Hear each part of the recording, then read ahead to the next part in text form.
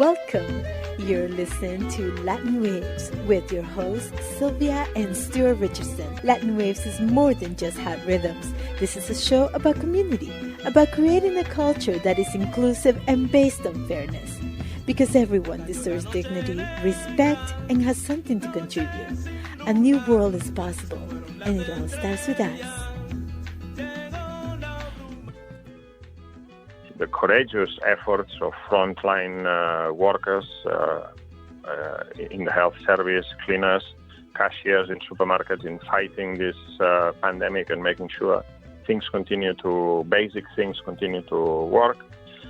This is one thing. It's a glimpse of how society could be organized if instead of for profit, it will be organized democratically in order to defend the general interests of the people, their health care and their livelihoods.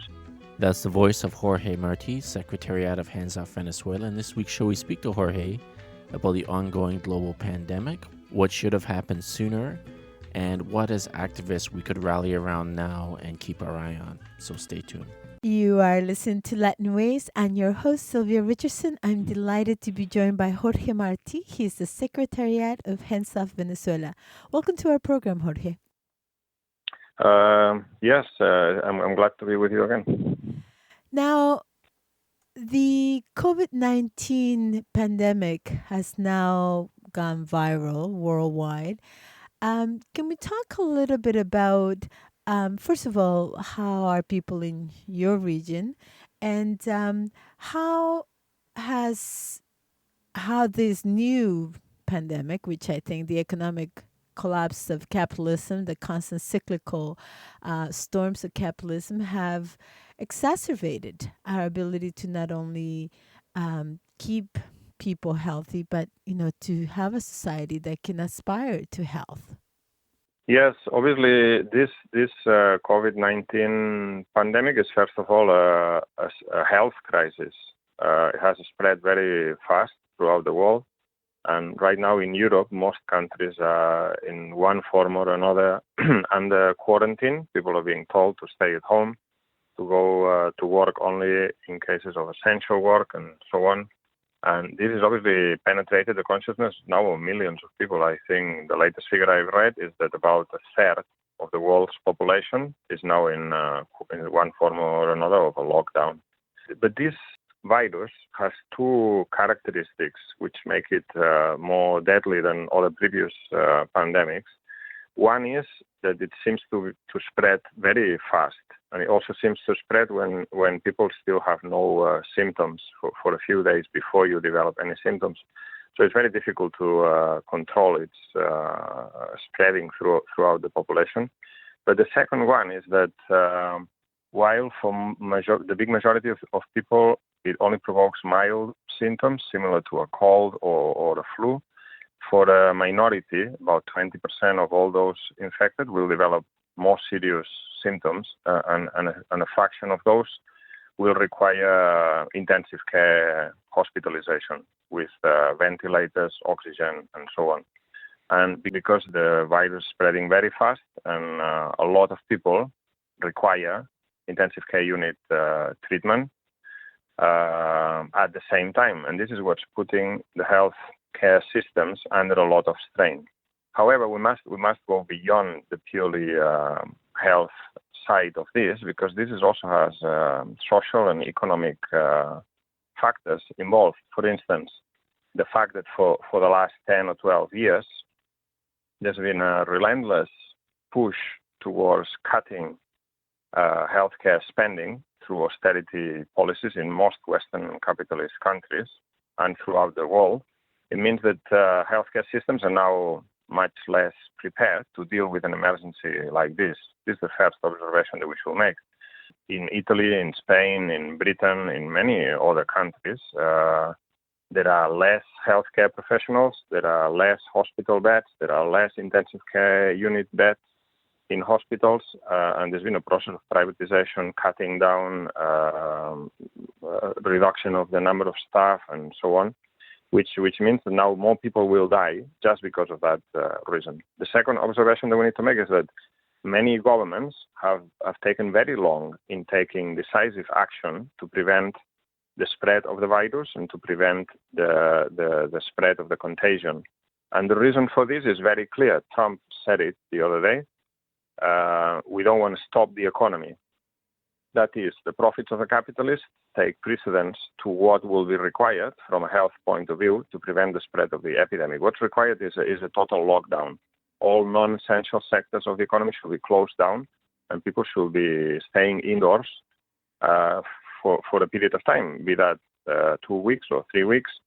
But the capitalists are resisting this. For instance, in Italy, there's been a wave of strikes for the last 2 or 3 weeks where workers are saying, what are we doing in a car factory producing cars in the middle of this epidemic, where we're forced to go to work in cramped conditions.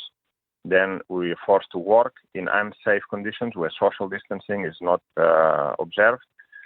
And we are risking infecting ourselves and spreading the virus to other people. And the only reason for that is because of the profit motive making.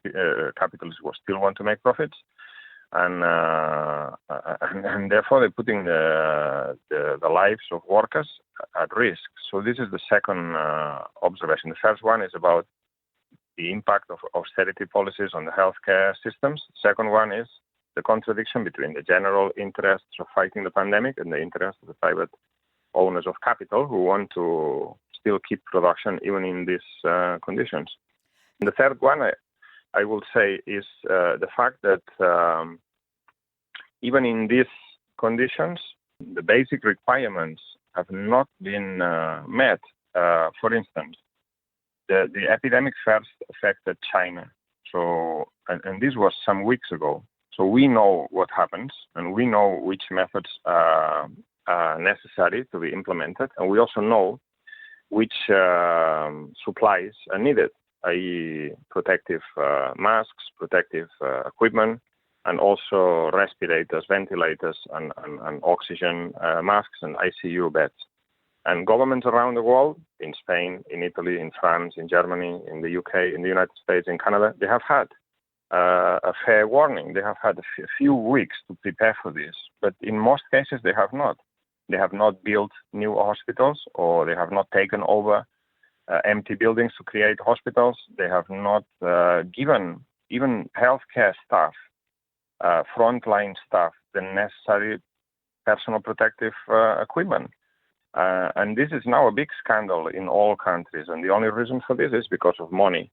The governments are not very keen to spend money. And only when it comes to when the crisis really hits them, then they start acting. And by that time, it's already too late. So there are many hundreds, possibly thousands of deaths from this virus, which will have been avoided in a system that will have been organized around different criteria, the criteria of saving people's lives, rather than the criteria of maintaining the profits of few capitalists. So yes, the pandemic has a health care aspect to it, but there's also a very strong social and economic implications which are making it worse.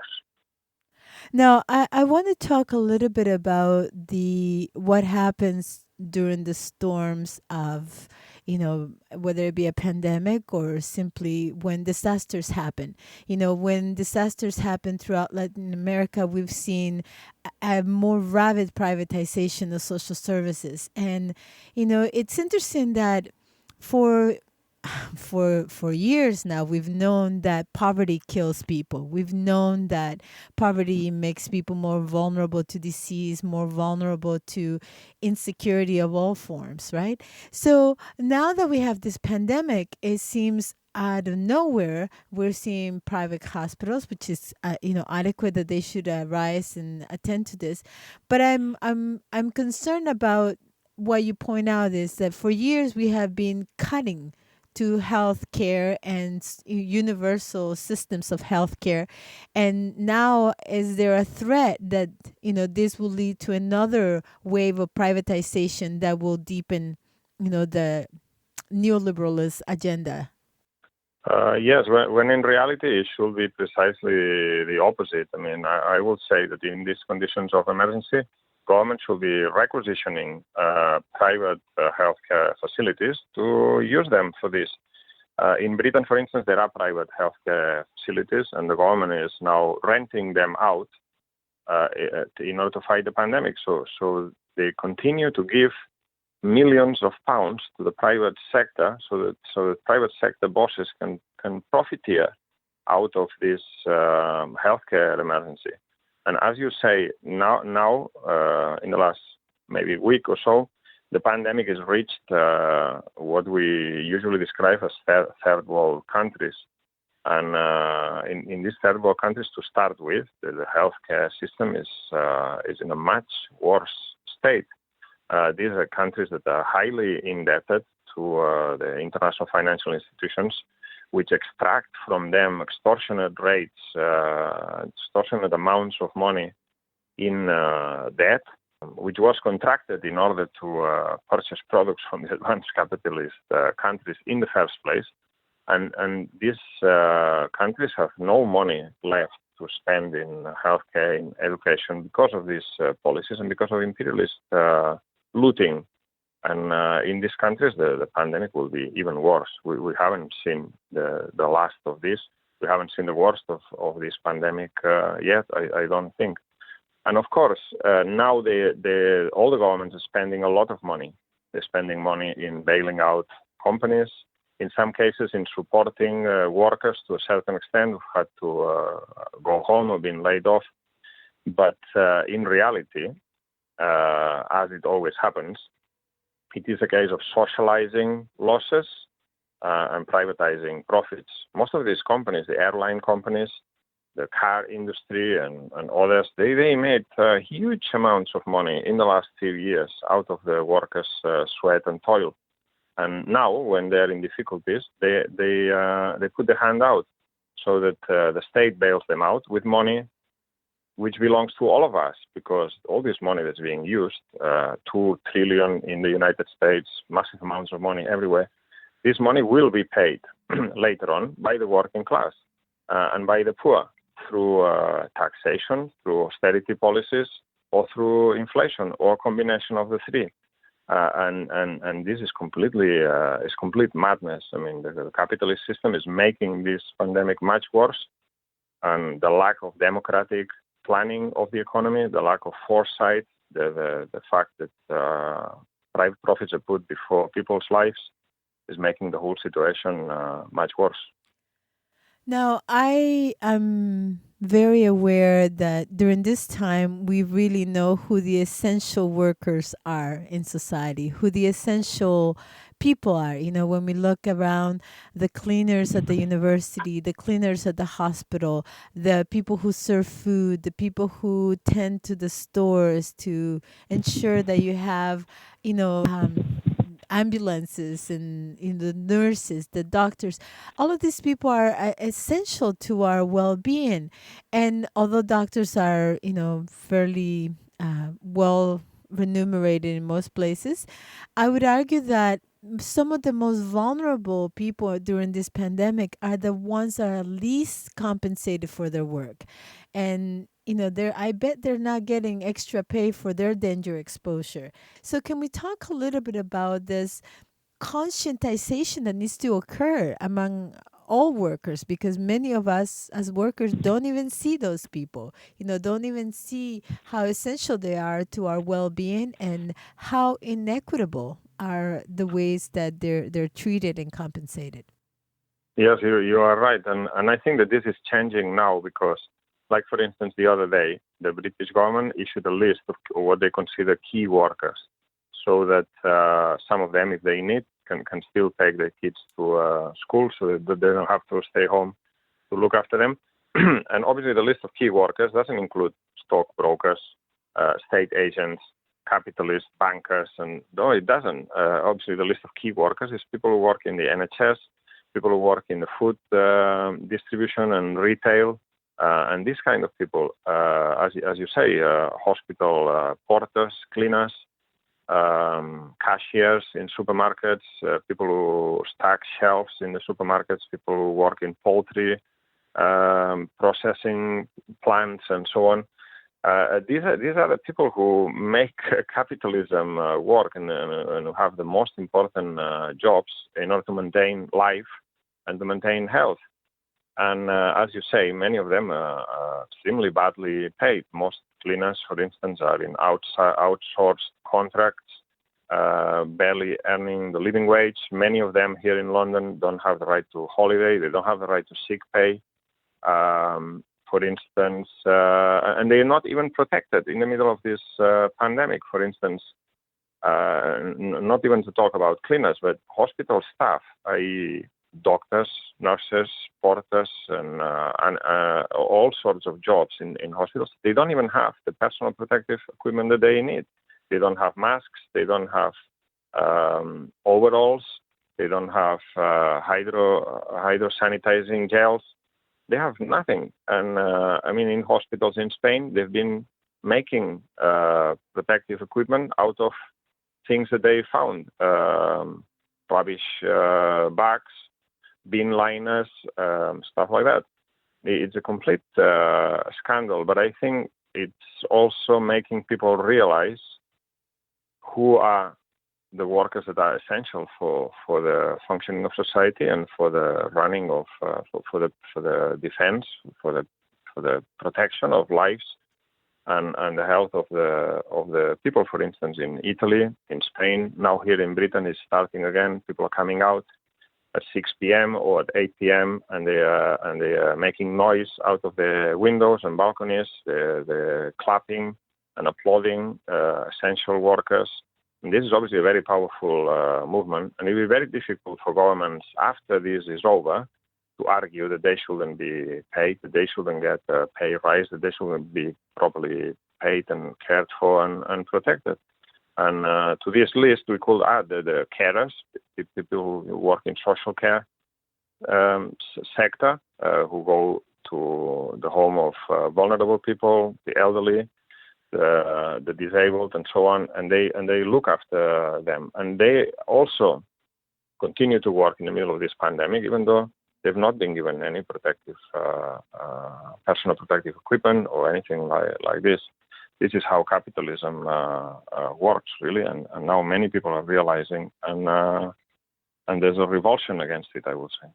I think that it's important that we learn from our histories. When the epidemic of cholera happened in Haiti, we saw a massive privatization, not only of their health providing systems, but also of many institutions in the country. And, here in Canada, we're starting to see a lot of movement towards privatization from our universal healthcare program. And Ontario has been leading the charge trying to expand, private healthcare in the region, but also we see danger of privatization in BC, in Quebec. And I worry that when people are confined to isolation, when we don't have an opportunity to come together, to share ideas, to be in contact with each other, all of these things, get pushed, in the dark. And then we wake up once, gladly the pandemic has passed, but to find that we have a new kind of pandemic, one of rapid privatization, one of rapid cuts to our social networks and systems that we need to have a sustainable society. Because to me, sustainable means being able to live and coexist, and where everybody has a chance at life, not just those who can afford to buy it. Yeah, this is true. What you say, they're going to take advantage of this again. First, to socialize losses, make us pay for the bailout of the rich and the wealthy and the big companies, and also to introduce measures like this for the privatization, for the encroachment of the private sector into the public health care, when in fact this whole situation proves the opposite, that the opposite is what is needed, a well-funded, properly resourced public healthcare system, free at the point of use, and universal for all. But I will also say that this situation of national emergency, because it is in many countries, it is, has also brought people together in a different way. For instance, here in Britain, there's been the emergence, the springing up of what is known as mutual aid groups. And these have been created everywhere, in every borough, in every ward, in every neighborhood, in every street. I think there's now about 2.5 million people who have volunteered to be part of these groups. They get coordinated through WhatsApp, Facebook, and other social media tools. And they basically have gone door to door to identify the most vulnerable people, people who are self-isolating or the elderly, people who can't go out. And they offered in a volunteer way to run errands for them, to go to do shopping or to go to the food bank to pick up some food, medicines, and so on, just to keep in touch one with another in these times of isolation and quarantine. And I think this is very powerful. It shows that human nature is instinctively social and cooperative. And these organizations or groups, networks, that have now emerged in the middle of this emergency with a eminently practical aim of helping people out, they will not go away. If after this pandemic the governments push privatization of healthcare, these people will stay together, or the majority of them will stay together and will fight and resist this. People are also learning very valuable experiences about their own strength, their own ability to organize, their own ability to create networks of mutual support, of mutual aid, regardless of the failings of the state and the government. And this is a very powerful lesson, which I think will remain after this is over. Now, while we are distracted, and perhaps rightly so, with the alarming issue of pandemic, we lose sight of the struggles that other people are facing on top of having to deal with the pandemic. You know, the people in Bolivia have recently faced a coup. The people in Venezuela have been fighting off an ongoing attempt to overthrow their government. How are solidarity movements to stay alive, and what must be remembered during these times? I think now it's a very good time to argue for the end of sanctions. It is quite clear, and it's obvious to everyone, even some politicians in the European Union who are not particularly friends of the revolutions in Latin America have been arguing for this. At a time of a health emergency of this size and scope, it's vindictive and it's cruel to maintain sanctions. And the United States is maintaining them, is insisting on maintaining sanctions on Iran, which is one of the countries worst affected by the pandemic, to maintain sanctions on Venezuela, which prevents Venezuela from importing the necessary equipment, funding their own hospitals, and so on. And I think that now it's a good time to agitate around this demand. Never mind all the rest, we were still fighting for everything. But now I think we should be concentrating perhaps some of our efforts on this one question, which can have a big impact. The idea of, even if it's just temporarily, lifting the sanctions, so these countries that are subject to sanctions regime can purchase and acquire the necessary medical supplies in order to fight the pandemic. Because otherwise, sanctions usually in normal times kill people as a result. But in this, we're now talking about imminent danger of killing thousands of people just because of these sanctions. And I think that this can have an impact agitating around this question right now. There are many other things, like, for instance, there's a few hundred Venezuelans in the United States who now want to return back to Venezuela, which has not been badly affected by the pandemic yet. The Venezuelan government has put at their disposal a number of flights, and they say they are ready to come to the United States and repatriate these people. The United States is still insisting that Venezuelan aircraft cannot fly into the United States, even for this limited purpose. So we should be really agitating around these questions. As we part, perhaps you can share with us what inspires you and what your hopes are as we not only weather this storm, but also grow stronger in our resolution for an equitable world. I will say two things. The first one is I've already mentioned that this crisis has brought out the best in human nature. The natural instinct to help each other out, to organize in order to do so, the courageous efforts of frontline workers in the health service, cleaners, cashiers in supermarkets in fighting this pandemic and making sure basic things continue to work. This is one thing. It's a glimpse of how society could be organized if instead of for profit, it will be organized democratically in order to defend the general interests of the people, their health care and their livelihoods. Number two, I think that this health crisis, this pandemic, is bringing out the class struggle again. Is making it very clear for millions of people who never thought about politics before, the fact that the private profits of capitalists are in contradiction with the lives of the majority, that there's no reason why this should be happening at this level, that many lives could be saved if all resources of society were put to the disposal of this struggle. Yesterday, for instance, in the United States, on social media, there was a hashtag that was trending that said, I will not die for Wall Street, because some governor had suggested that people should be glad to die instead of paralyzing the economy.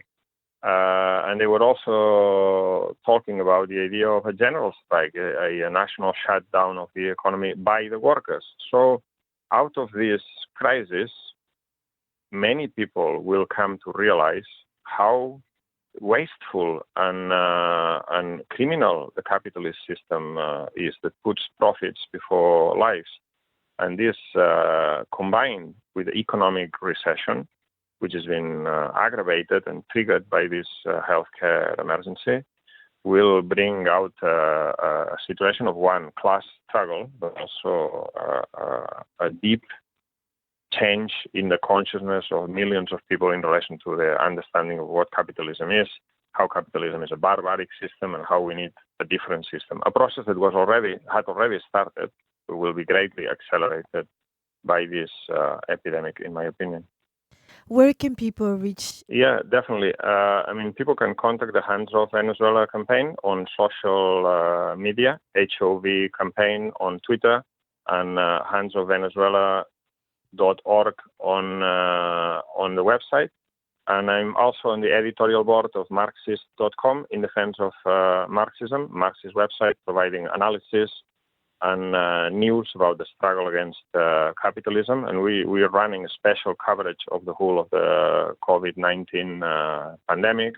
We carry regular news about the worker struggles in Italy, in Spain, and in other countries, and also explanation of what this means from the point of view of the class struggle, what we've been discussing in the last few minutes. So people can visit that at Marxist.com, in defense of Marxism. Thank you again. Take care. All the best. We've come to the end of our show, Latin Waves. Latin Waves is an internationally syndicated weekly program made available through campus and community stations and available out to the world at www.latinwavesmedia.com. Visit Latin Waves Media to hear previous shows, to access resources, or support our efforts towards social change via community project engagement.